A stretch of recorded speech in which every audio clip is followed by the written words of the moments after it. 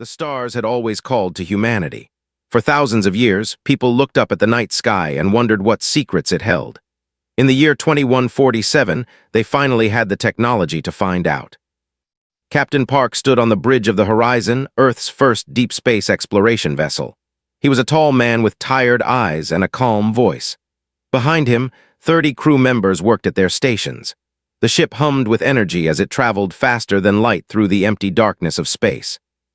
"Captain, we are approaching the system," said Lieutenant from the communications station. She was young, barely 30 years old, but she could speak 12 languages and had a gift for understanding patterns in sound and signal. Nodded slowly. "Slow us down, let's see what's out here." The Horizon dropped out of faster-than-light travel. The system appeared before them on the main screen. 3 planets orbited a yellow star. It was beautiful in a simple way. Then's console started beeping loudly. "Captain," she said, her voice suddenly tense. "I'm picking up signals, many signals. They're not natural." Before could respond, the darkness of space lit up with light. Ships appeared from nowhere, dozens of them. They were large and angular, covered in strange markings that glowed blue and purple. They surrounded the Horizon like wolves circling a wounded animal. "What the hell?" whispered one of the crew members. Kept his face calm, but his heart was beating fast. "Can you understand their signals?" Worked quickly at her console. Her fingers moved like water over the controls. After a few seconds, she looked up with wide eyes. "They're sending us a message. I think I can translate it." "Put it on speaker." A harsh, cold voice filled the bridge. The words were strange at first, but translation software quickly made them clear. "Unknown vessel. You have entered space controlled by the Dominion, member of the Galactic Council. Your species is not registered. You are classified as Tier 7 primitive. You will surrender your ship and submit to Council authority. Resistance will result in destruction." The bridge fell silent, looked at the massive ships surrounding them. Each one was 10 times larger than the Horizon. Their weapons glowed with deadly energy. "Primitive," repeated quietly. He almost laughed. Humanity had cured cancer. They had stopped climate change. They had built ships that could cross the stars, and these aliens called them primitive. "Captain, what do we do?" asked. Thought about his crew. He thought about Earth. He thought about his daughter who was waiting for him back home. Then he thought about bowing to creatures who saw humans as nothing more than insects. He couldn't do it. "Open a channel," he said. Hesitated for only a moment, then nodded. "Channel open." Straightened his uniform and looked directly at the screen. "This is Captain Park of the Earth vessel Horizon. We come in peace, seeking only to explore. We mean you no harm, but we will not surrender. We will not submit. We are not your servants." For a long moment there was silence. Then the cold voice returned. "You have chosen destruction." The first shot hit the Horizon before anyone could react. The ship shook violently. Crew members fell from their seats. Alarms screamed throughout the vessel. "Shields at 40%, someone shouted. "Return fire," ordered. The Horizon's weapons were designed for research, not war. The small lasers barely scratched the alien ships. Another shot hit them, then another. The lights flickered and went out. Emergency power kicked in, bathing the bridge in red light. "Shields are gone. Hull breach on decks 3 and 4. Gripped his chair as the ship tilted sideways. He could hear metal screaming as the hull tore apart. Through the chaos, he looked at. She was still at her station, still working. "What are you doing?" "Sending a message to Earth," she shouted back. "Everything, the attack, the transmission, all of it, they need to know." Another explosion rocked the ship.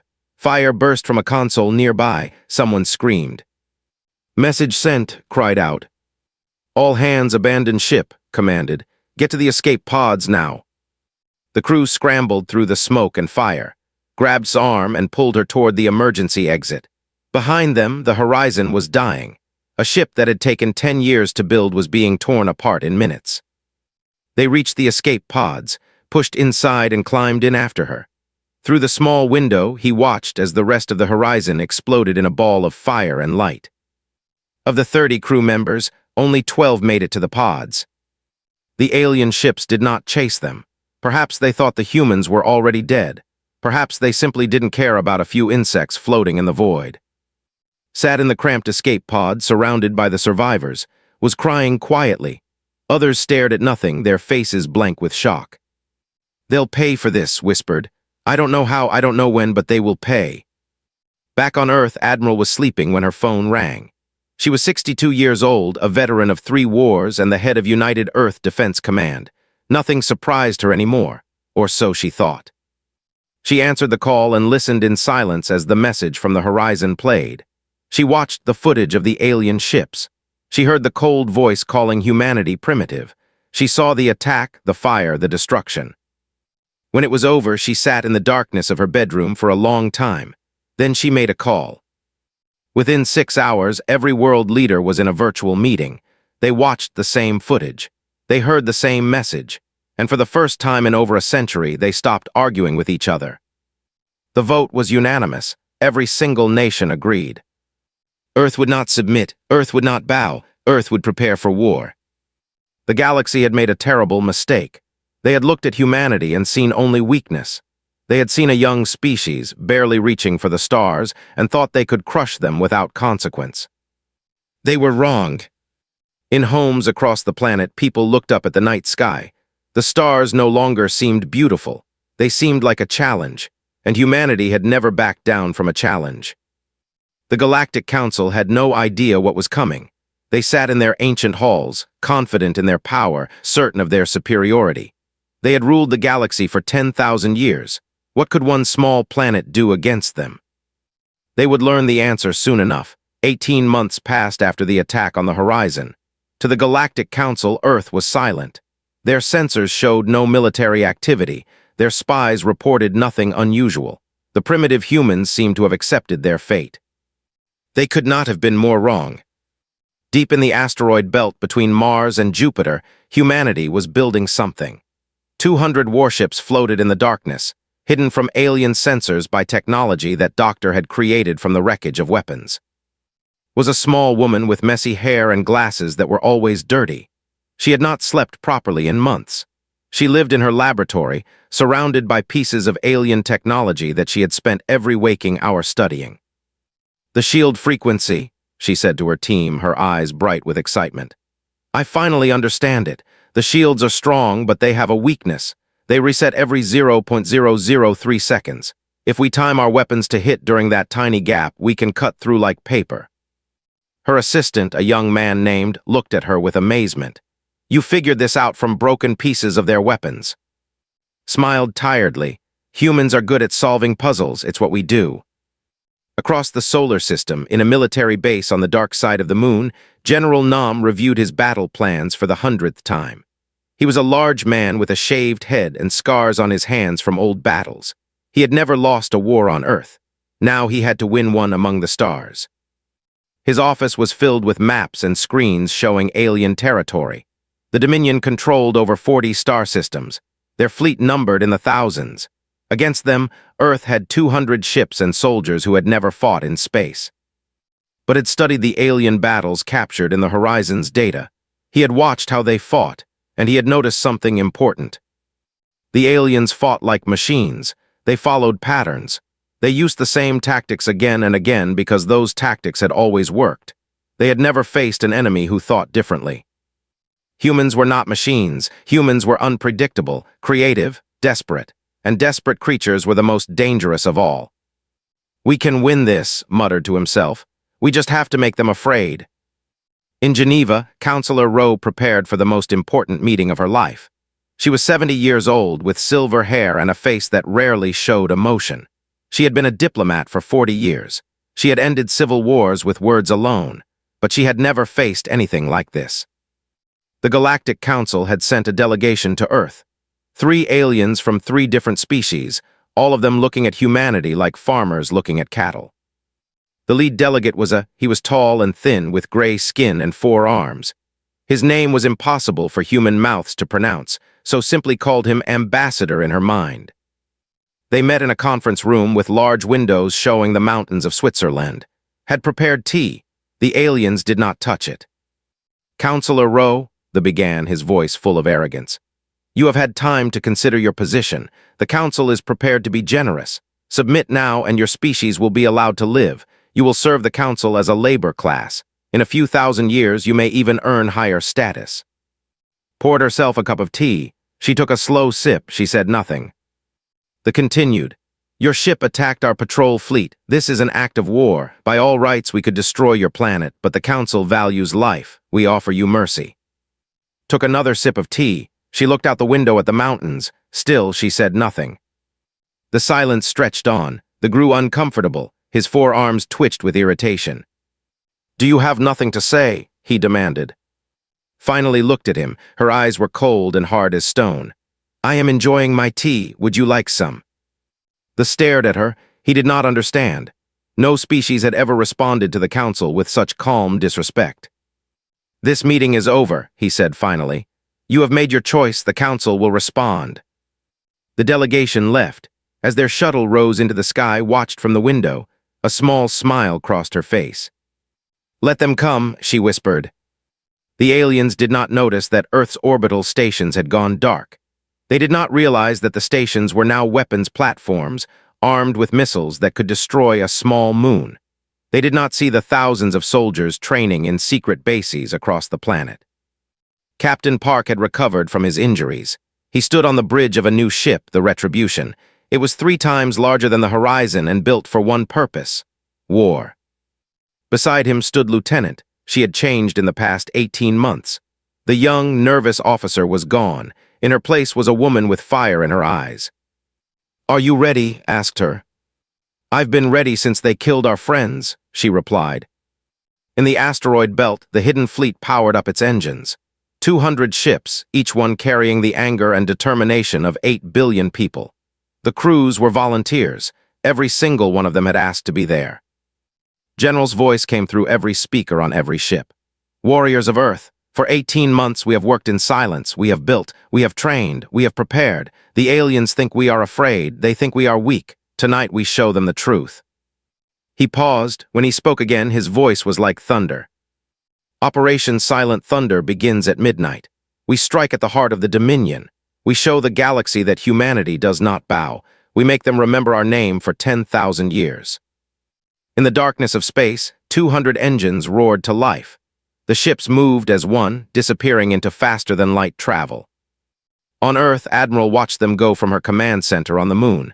She was too old to fight in space, but she would be there when the enemy came to Earth, and she would make them pay for every inch of ground.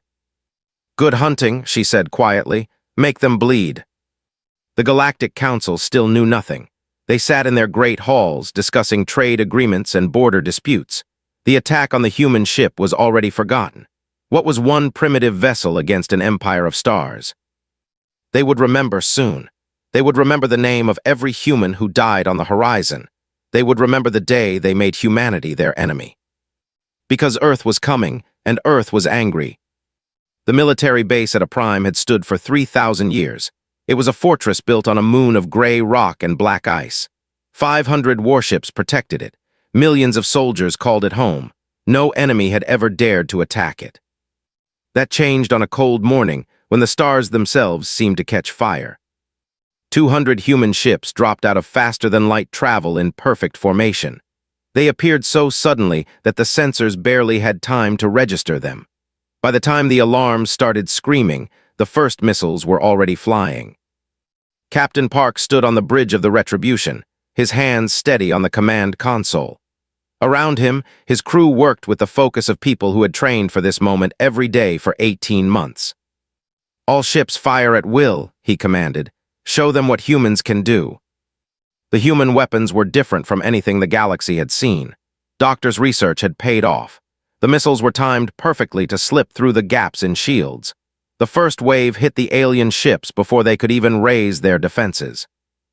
3 cruisers exploded in the first 30 seconds. The commander, a veteran of 100 battles, stared at his screen in disbelief. This was impossible. The humans were Tier 7 primitives. They had no military. They had no experience in space combat. How were they destroying his ships? Return fire, he shouted. All ships attack formation. But they fought like they always fought. They formed neat lines. They followed their algorithms. They expected the humans to do the same. The humans did not. General had trained his captains to fight like water. Never stay still. Never be predictable. Hit hard, move fast, disappear before the enemy can respond. The human ships danced through the battlefield like ghosts, striking from angles they had never considered. On the Retribution, Lieutenant worked at her station with fierce concentration.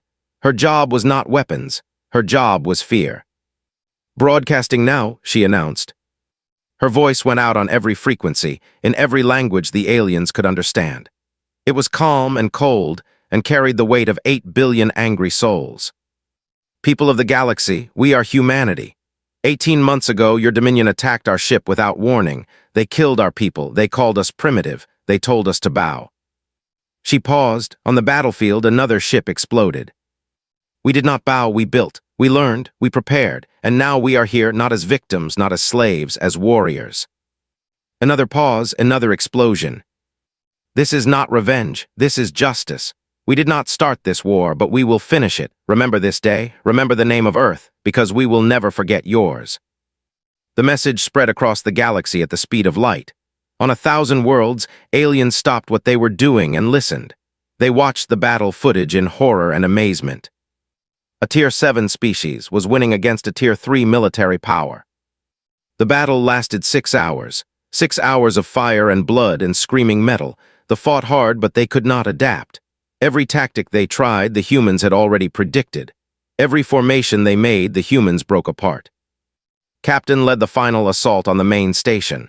The Retribution took heavy damage. Half its crew was wounded or dead, but refused to retreat. "All forward guns, target their command center," he ordered. "Everything we have." The Retribution fired. The station's shields flickered and died. A moment later, the entire structure collapsed in a ball of fire that could be seen from space. When the smoke cleared, a Prime was silent. They had lost 200 ships. Their fortress was destroyed. Their survivors were retreating in chaos. Earth had lost 43 ships, almost 2,000 soldiers. Every loss was a tragedy, but they had won. Sat down in his captain's chair.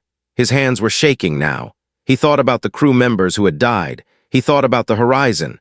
He thought about the cold voice that had called humanity primitive. "Who's primitive now?" he whispered. Across the galaxy, the Galactic Council watched the footage from a Prime in complete silence. The great chamber, which usually buzzed with 1,000 voices, was quiet as death. The representative stood at his podium, his 4 arms hanging limply at his sides. He could not speak. He could not explain. His people had just suffered the worst military defeat in their history, against primitives. Other representatives began to whisper. Some were afraid, some were angry. Some, the younger species who had long suffered under council rule, felt something new. They felt hope. If the humans could do this, maybe anyone could. The council speaker, an ancient creature from a species that had ruled the galaxy for 50,000 years, finally broke the silence. "This is impossible," he said. "This cannot be happening." But it was happening, and it was only the beginning. On the Retribution, as the surviving ships gathered for the journey home, received a message from Earth. Admiral's face appeared on the screen. "You did it," the Admiral said. Her voice was thick with emotion. "You actually did it." "We did," replied. "But it's not over. There will come for Earth. This was just the first battle." Nodded. "We'll be ready. Come home, Captain. Your people need to see their heroes." The fleet turned toward Earth. Behind them, a Prime burned. The fire would be visible for weeks, a sign to anyone who looked at that part of space. Humanity had arrived, and they were not afraid. In the halls of the Galactic Council, fear spread like a disease. For 10,000 years, they had controlled everything. They had decided which species lived and which species died. They had never imagined that anyone could challenge them. Now, a species they had dismissed as insects had broken their power, and they had no idea what to do about it. The Council was about to learn a lesson that humans had known for millions of years. The most dangerous creature in the universe is not the strongest.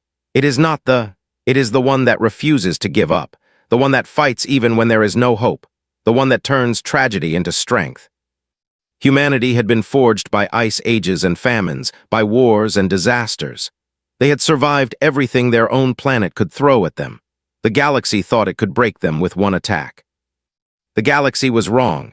The Galactic Council chamber on the planet was the largest building in the known universe. It could hold representatives from over 400 species. Its walls were made of crystal that had taken 1,000 years to grow. Its ceiling showed the stars in real time, a reminder of the empire the council controlled. Today, that empire was shaking. Ambassador walked into the chamber like she owned it. She was 55 years old with sharp eyes and a sharper tongue. She had spent 30 years as a diplomat on Earth, ending conflicts that seemed impossible to solve. Now she had been sent to do something even harder. She had been sent to speak for humanity. The chamber fell silent as she approached the central platform. 400 pairs of alien eyes watched her. Some were curious, some were hostile, some were afraid. Good thought, let them be afraid. Representatives of the Galactic Council, she began, her voice clear and strong. I am Ambassador of United Earth. I come with a simple message. She paused, letting the silence build. We do not want war. We never wanted war. We sent our ship the Horizon in peace.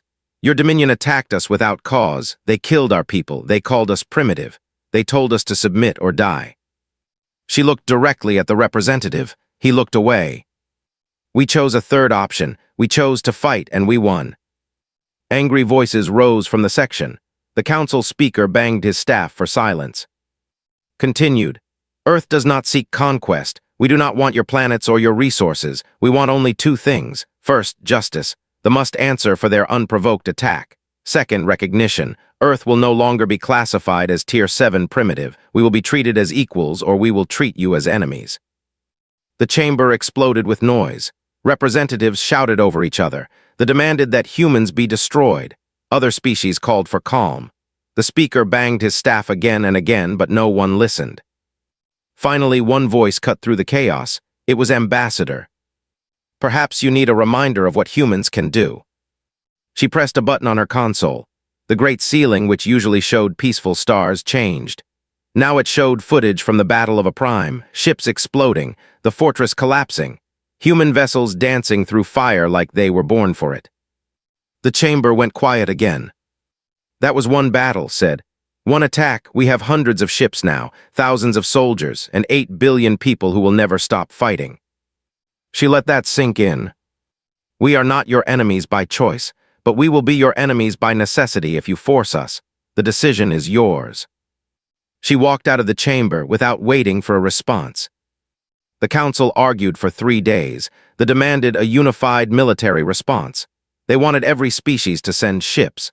They wanted to crush Earth before humans grew stronger. But the council was not unified anymore. The species of gentle giants who had been conquered by the centuries ago spoke first. We will not send ships. The humans fight for justice. We remember what justice feels like. The small beings with brilliant minds who had long been treated as servants agreed. We have watched the humans. They do not seek empire. They seek freedom. We will not fight against freedom.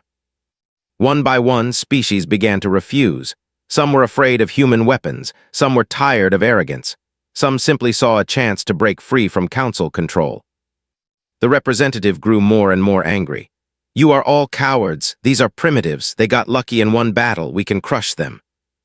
Then crush them yourself, replied the speaker. We will watch. The council was fracturing. Alliances that had lasted thousands of years were breaking apart, and they were growing desperate. 3 weeks after speech, she was walking through the diplomatic quarter on when the attack happened. A figure in dark robes stepped out of the shadows and fired a weapon at her head. Moved before she even thought about it, years of training kicked in. She dropped to the ground as the energy bolt flew over her. Her security team, human soldiers who had been following at a distance, opened fire. The assassin fell. When they removed his hood, they found a face. Stood up slowly. Her hands were shaking, but her voice was steady. I want this recorded. I want every species in the galaxy to see who just tried to kill me. The recording spread across the galaxy within hours. They tried to deny it. They claimed the assassin was acting alone, but no one believed them. The assassination attempt was the breaking point. Species that had been unsure now openly supported Earth. Messages of solidarity came from dozens of worlds. They found themselves isolated, their allies abandoning them one by one. In the council chamber, the representative made one final speech. His voice was cold with fury. You have all betrayed the council. You have sided with primitives over your own kind. Very well. The Dominion does not need your help. We will destroy Earth ourselves. And when we are done, we will remember who stood against us. He walked out of the chamber. Behind him, the other representatives whispered nervously. What did they mean? What were they planning? The answer came 3 days later. Admiral was reviewing defense reports on the moon when her communication officer ran into the room with terror on his face. Admiral, we intercepted a transmission. They're activating something called the World Ender. Felt her blood go cold. What is a World Ender? It's a weapon, Admiral. A planet killer. They're aiming it at Earth. For a moment could not breathe. A planet killer. A weapon that could destroy entire worlds. That were going to murder 8 billion people. Then the moment passed. The fear became something else, something harder, something colder. Contact General and Captain. Contact every ship we have. They are coming for our home. She stood up and looked at the Earth through her window. The blue planet floated in the darkness, beautiful and fragile. They want to destroy us, she said quietly. Let them try. We've survived ice ages. We've survived plagues. We've survived ourselves. We will survive this. She turned to her officers. Her voice was thunder. Prepare for the final battle. They are coming, and we will be waiting. Ambassador heard the news. She closed her eyes for a moment. Then she opened them and began making calls. The thought they could end this with one massive strike. They thought humanity would cower before their ultimate weapon. They still did not understand. Humanity did not cower. Humanity fought. And when humanity fought for survival, they became something terrible and wonderful. They became unstoppable. The Armada arrived in the Sol system like a storm of death. 300 warships, their largest fleet in a century, and at the center, the World Ender, a massive sphere of black metal that could crack a planet in half. They expected to find a broken enemy waiting to die. They found something else entirely. Earth's orbital defense grid lit up like 1,000 suns. Hidden weapon platforms revealed themselves. Missile batteries opened fire. The space around Earth became a wall of destruction. Admiral stood in her command center on the moon, watching the battle unfold on massive screens.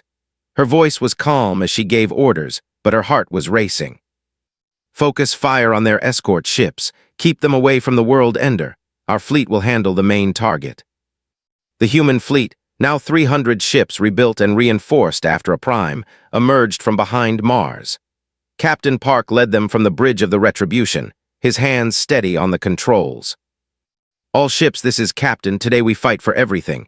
Our homes, our families, our future. They think they can destroy us with one weapon. They're wrong. They've always been wrong about us. He took a deep breath. Attack. The battle was chaos and fire. Human ships dived into the formation like wolves. The aliens had expected primitives fighting desperately. Instead, they found warriors who had trained for this moment since the day the horizon burned. But they were not weak. Their ships were larger, more powerful. Their weapons tore through human shields. Ships exploded on both sides. Thousands died in seconds. Lieutenant worked at her station on the Retribution, her fingers flying across controls. She was tracking the World Ender. It was charging its main weapon, a process that took 30 minutes. Captain, we have 22 minutes before the World Ender can fire, she reported. If that weapon activates, Earth is gone. Looked at the monster ship on his screen. It was protected by 50 cruisers. Breaking through would cost them everything. Then we break through, he said. Signal all ships, we're going for the heart. The human fleet turned as one and charged directly at the World Ender. The commander saw them coming and laughed. The fools were committing suicide. Then his sensors showed him something strange. A signal was spreading through his fleet. His ships were slowing down. Their systems were flickering. What is happening? He demanded. On Earth, Doctor watched her virus spread through the fleet from her laboratory. She had worked on this program for 6 months. It used the same frequency weakness she had discovered in their shields, but instead of missiles, it delivered code. Code that ate through alien systems like acid. It's working, she whispered, tears in her eyes. It's actually working. One by one, ships went dark. Their engines died. Their weapons failed. They drifted helplessly in space as human vessels flew past them. The commander watched in horror as his entire fleet became useless. No, this is impossible. How could they? He never finished the sentence. A human missile hit his bridge. Captain saw the opening and took it. The Retribution led the charge toward the World Ender. The giant weapon was still charging, still trying to fire. 15 minutes left. All guns target the World Ender's power core, commanded. Everything we have. The Retribution fired, other ships joined. Missiles and energy beams slammed into the planet killer. Its shields held for 5 seconds, 10 seconds, then they cracked. The first explosion was small. The second was larger. Then the entire World Ender erupted in a ball of fire that lit up half the solar system. On the moon, Admiral let out a breath she didn't know she was holding. Around her, officers were cheering, crying, hugging each other. "It's over," someone said. "We won." Shook her head.